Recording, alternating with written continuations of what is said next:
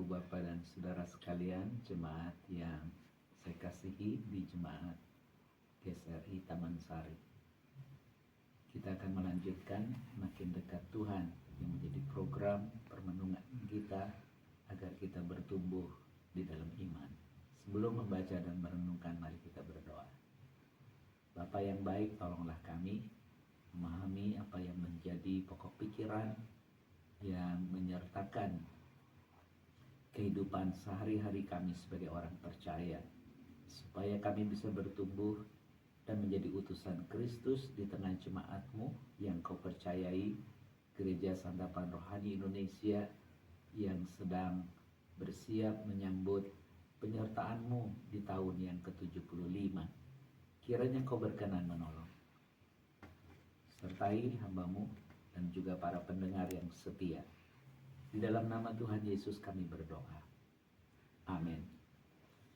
Jemaat Tuhan, saya akan mendasari pokok pikiran kita tentang jemaat yang bertumbuh dan misioner. Saya akan bacakan satu teks dari Kisah Rasul pasal yang kedua. Saya akan bacakan mulai ayat 41. Orang-orang yang menerima perkataannya itu dibaptis, dan pada hari itu jumlah mereka bertambah kira-kira 3.000 jiwa. Mereka bertekun dalam pengajaran rasul-rasul, dalam persekutuan, dalam memecahkan roti, dan berdoa. Saya melanjutkan di ayat yang berikutnya, yaitu 46. Dengan bertekun dan sehati mereka berkumpul tiap-tiap hari dalam bait Allah. Mereka memecahkan roti di rumah masing-masing secara bergiliran dan makan bersama-sama dengan gembira dan tulus hati sambil memuji Allah, dan mereka disukai semua orang. Tiap-tiap hari Tuhan menambah jumlah mereka dengan orang-orang yang diselamatkan. Sampai sedemikian jauh pembacaan sabda Tuhan. Yang berbahagia adalah mereka yang mendengar dan yang memelihara di dalam hidupnya. Haleluya. Jemaat yang dikasihi Tuhan, pada hari ini ketika kita merenungkan bagian itu, saya menjadi teringat apa yang dikatakan oleh seorang survivor dari Holocaust yang bernama Viktor Frankl. Apa yang sebenarnya dia mau katakan kepada kita di dalam pokok pikirannya? Dia bilang, antara stimulus dan respons terdapat sebuah ruang, kata dia. Dan di ruang itu terdapat kekuatan kita untuk memilih respon itu. Karena dalam respon itu terletak pertumbuhan dan kebebasan kita. Singkatnya dia mengatakan, kita itu selalu hidup ada yang men-triggernya, ya, yaitu kita digetarkan dengan sesuatu sehingga kita menanggapinya. Lalu dia mengatakan antara kita tertrigger, ya, sampai kita bereaksi atau merespon, di situ ada sebuah ruang. Nah, ruang itulah yang dia mau katakan menjadi kekuatan kita untuk memilih. Kenapa?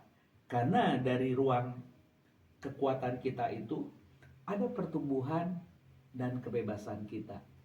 Lalu apa hubungannya dengan gereja yang bertumbuh dan misioner? Sederhananya begini. Mereka adalah orang-orang yang menantikan pertolongan Tuhan. Mereka hidup di dalam kegentaran karena penguasa koloni Romawi di sana selalu menekan dengan banyak cara. Sehingga mereka berharap ada seorang pembela yang akan menolong mereka. Mereka sebut dengan Mesias atau Kristus yang akan menjadi pemenang sehingga mereka bebas dan merdeka.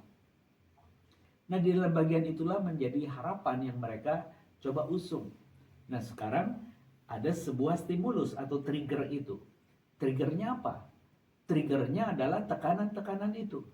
Dan ketika mereka ditekan, sekarang mereka memanfaatkan tekanan itu untuk tidak mengabaikan, apalagi menghindarinya, tetapi menanggapinya dan menghadapinya. Lalu mereka merespon. Anda tahu responnya apa? Seorang Simon Petrus yang menjadi lanjutan daripada kisah ini, ketika dijelaskan tentang Kristus akan mati di kayu salib sesudah dia menyatakan perbuatan-perbuatan mujizatnya, Petrus pernah berkata, jangan itu terjadi. Lalu Yesus mengatakan, enyahlah engkau iblis, karena engkau menjadi penghalang untuk rencana kekal Allah. Nah, di dalam bagian itulah sebenarnya ada kaitannya. Di dalam khotbah Petrus yang menjadi bagian akhir pasal 2 itu, Ibu Bapak, dia berkata kepada khalayak dan barangkali juga pada pejabat-pejabat yang berkepentingan di sana di bait Allah. Dia berkata bahwa ada orang yang disebut Yesus dari Nazaret itu. Dia yang diurapi, dia yang diutus, dan lewat dialah hidup kita merdeka. Hidup kita bermakna. Lalu dia jelaskan siapa Yesus itu. Yang pada ujungnya adalah dia bukan hanya menderita untuk memikul konsekuensi sebagai utusan. Tetapi dia pada gilirannya mati. Bukan sia-sia, tapi tanda dan meterai. Dia mengasihi Anda dan saya. Dan di dalam hidupnya, di akhir dia mengatakan, aku mengampunimu dengan nyawaku. Sehingga Petrus pada gilirannya berkata, kita sudah ditebus bukan oleh emas dan perak, tetapi oleh darahnya yang mahal. Nah, ini harusnya menjadi stimulus atau trigger, ya, atau sebuah pemicu di dalam pikiran untuk kita bisa bertumbuh sebagai gereja. Jadi kalau kita sudah tertrigger bahwa Tuhan itu mengasihi kita, lalu respon kita apa? Respon kita pasti mengatakan, oh saya mau hidup di dalamnya, saya ingin bertumbuh di dalamnya. Tapi kenapa sering kita melempem? Kalau tidak di-trigger lagi, kita akan larut dan akhirnya hilang ditelan zaman. Padahal kita sedang berencana untuk menyambut tahun ke-75 hadirnya GSRI di Jakarta. Kalau begitu, apa yang kita bisa dapatkan dari pelajaran ini? Kalau memang ada sebuah ruang antara trigger atau stimulus dengan respon kita, dan di ruang itu adalah kekuatan kita untuk memilih, kata dia. Ya, kekuatan kita untuk memilih. Memilih apa? Kalau Petrus jelas, dia akan memilih memberitakan apa yang sudah men-trigger hatinya. Seorang penakut menjadi berani oleh karena dia dimiliki Kristus dan diberikan kewenangan sebagai utusan. Pergi dan gembalakanlah kawanan domba-dombaku. Dasarnya apa? Dasarnya adalah deklarasi komitmen Petrus di hadapan Yesus yang bangkit. Engkau tahu aku mengasihimu. Kalau begitu gembalakan domba-dombaku, kata Yesus. Di dalam semangat itulah dia coba menjelaskan bagian ini. Lalu apa yang dia katakan? Jiwa bertambah-tambah ketika mendengar bahwa Yesus yang sudah mati dan bangkit itu memberikan pengharapan untuk masa depan. Nah, di dalam semangat itulah dia mengunci bagian itu. Kalau begitu engkau tidak bisa tunda lagi. Harus menerima dia sebagai Tuhan dan Kristus. Artinya, bahwa Yesus dari Nazaret, sang tunas Daud yang bertumbuh, mekar dan berbuah itu, dia itu adalah pemilik dari semua umat yang ditebus sehingga disebut Tuhan. Dan dia juga disebut sebagai Kristus karena dia yang diurapi. Artinya dia menggenapkan semua peran-peran di dalam jemaat Tuhan yang mula-mula itu dengan pekabaran-pekabaran pengajarannya, dan lewat itulah orang tahu kalau dia Kristus. Maka deklarasi pertama daripada Petrus ketika ditanya, menurutmu siapakah anak manusia itu? Maka Petrus dengan hikmat Tuhan kata Yesus, engkau adalah Mesias, anak Allah yang hidup. Gambaran ini mau mengatakan tentang yang diurapi atau Kristus itu, Mesias itu, dan dia punya status anak Allah yang hidup. Satu ungkapan yang sebenarnya bukan karena kelahiran, tapi diberikan sebagai simbol. Kalau ada anak Allah berarti ada Allah Bapa, begitu.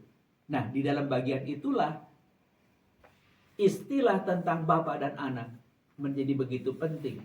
Karena tidak bisa tidak sebagai mandat penciptaan Tuhan kepada Adam dan Hawa. Beranak cuculah, bertambah-tambahlah.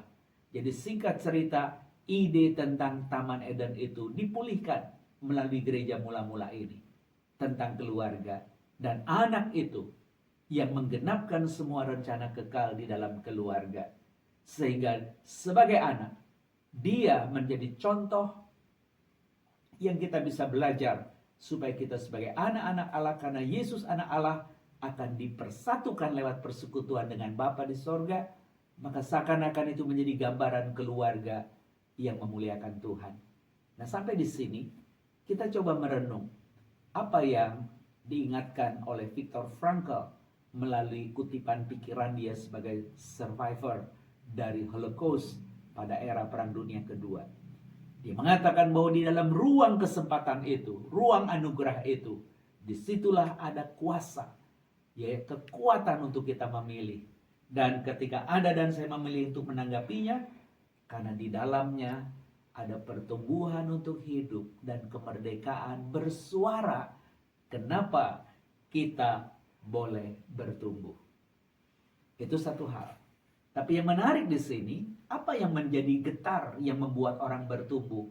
Ternyata dikatakan di situ di ayat yang ke-42, mereka bertekun dalam pengajaran rasul-rasul, dalam persekutuan, dalam memecahkan roti dan berdoa. Apa sih pengajaran rasul-rasul?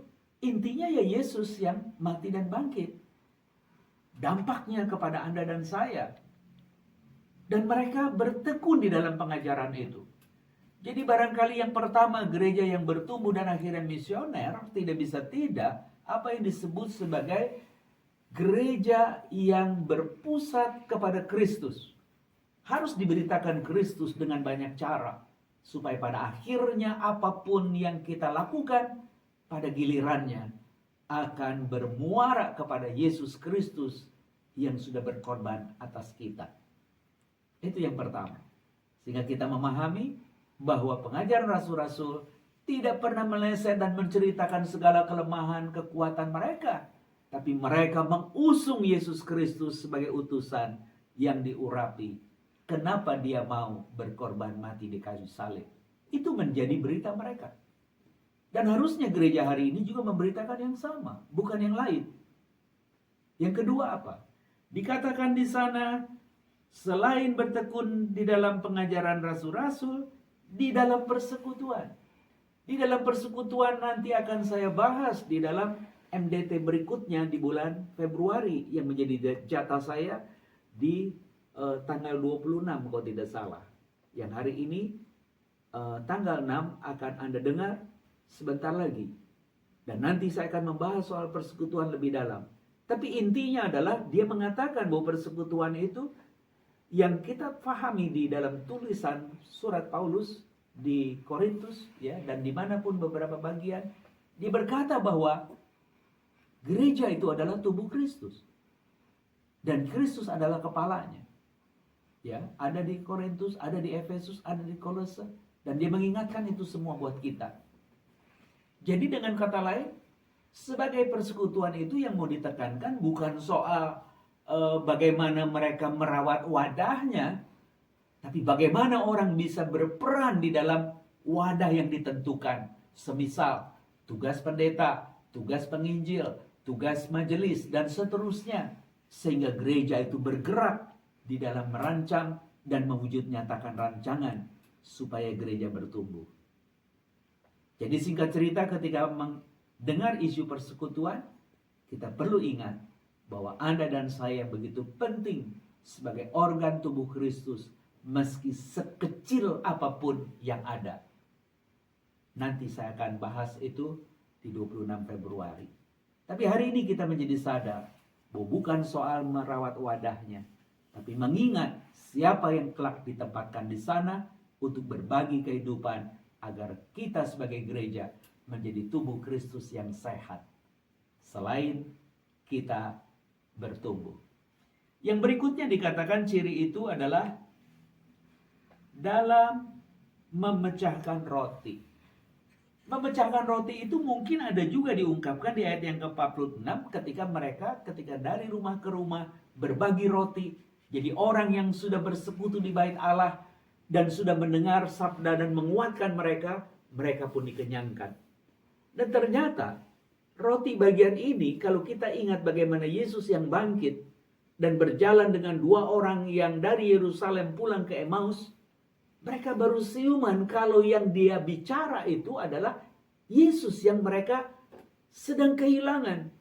Karena berita Paskah pertama tentang Yesus yang bangkit itu menjadi sesuatu yang menggelisahkan mereka. Sudah mati, tidak ada lagi jasadnya. Apalagi yang menjadi pengharapan?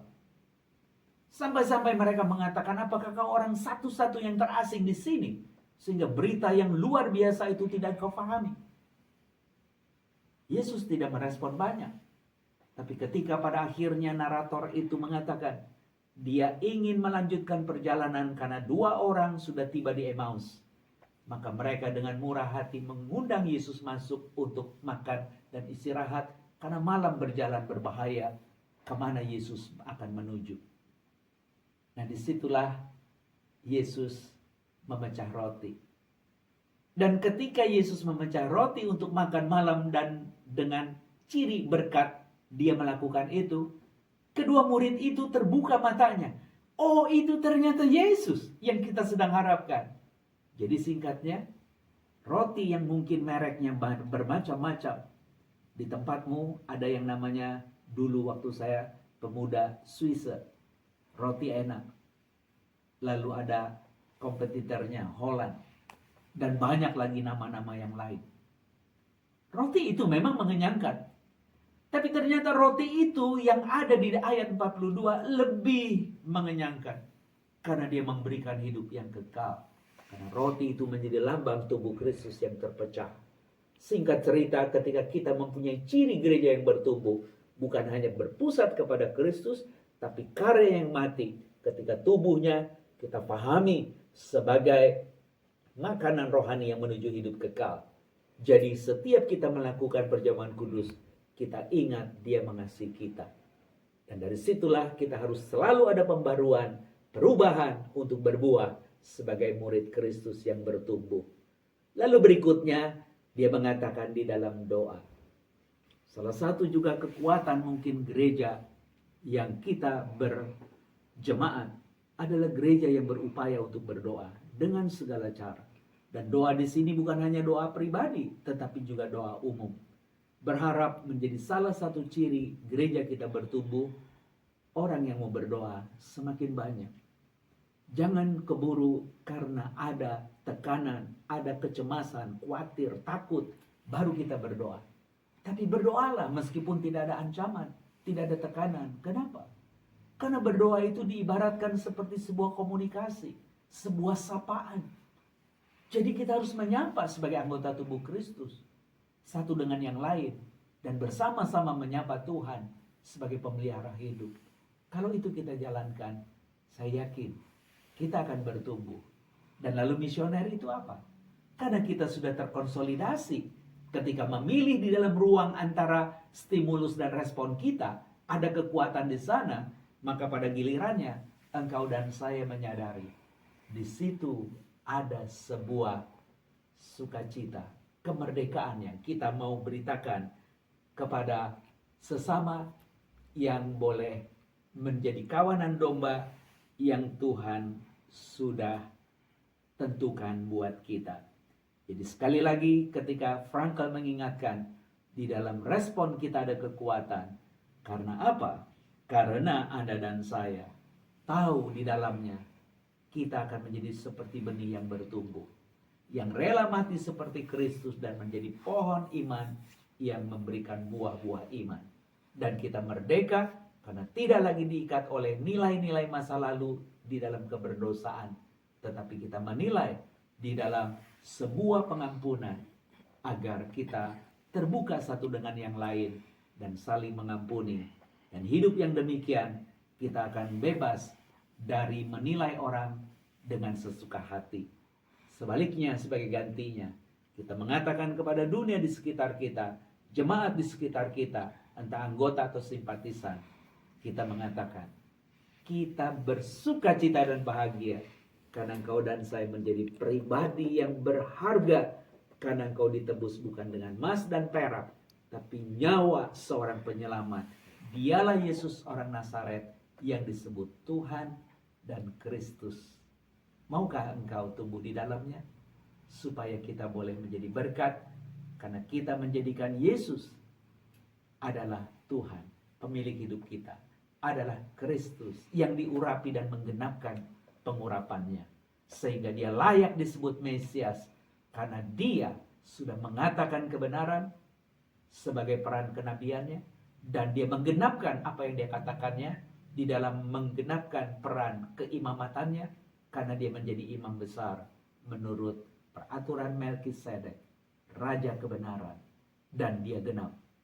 Maka sesungguhnya raja kebenaran itu adalah Yesus, yang Petrus mengatakan, dia mengutip soal Daud dengan tahta dan janji Allah kepadanya, dan ternyata yang dimaksud itu ada runutnya, bahwa dari silsilah Daud yang tahtanya untuk selama-lamanya akan kekal, itu merujuk kepada Mesias, Yesus dari Nazaret sebagai keturunan Daud.